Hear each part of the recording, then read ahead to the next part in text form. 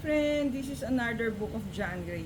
Men are from Mars and women from Venus. So, ang lesson niya today is when a woman resents a man's solution. So, there's this tendency of man or the people from Mars, according to the story of John Gray, to provide solutions. So, pag we go to them, ang tendency nila is to give a solution when we say, ano ba, nainis ako sa work eh, parang I felt alone, I felt incomplete or incompetent. So, just resign from your work and kumbaga find another work or stay at home, take care of the kids. So, which the woman does not want kasi hindi naman yun ang hinihintay niya.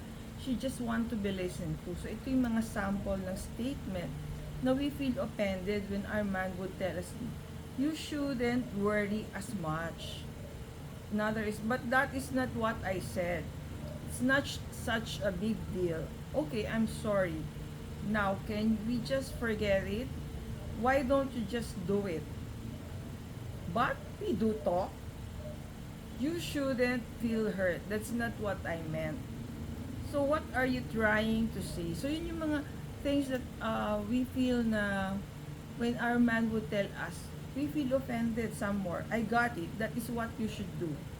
Look, that's nothing we can do about it. There's nothing we can do about it. So, yun yung mga comments daw na we don't want that is being told to us. Kasi parang what we want is for our man to listen to us, to give us a listening ear, a shoulder, to lean to, or just someone to know what's happening to us. So, pero ako, yun nga, no, parang there's another, it's not that we don't want the solution. Siyempre, we want solutions to our problems. But, siguro the timing of the words na sinabi sa atin. But, definitely, we need solutions also for our problems. So, if yung solution that given to our man, let's appreciate it kung workable siya and fits our problem. So, it's not a complete na lahat ng solution na binibigay nila is not good or sound for us.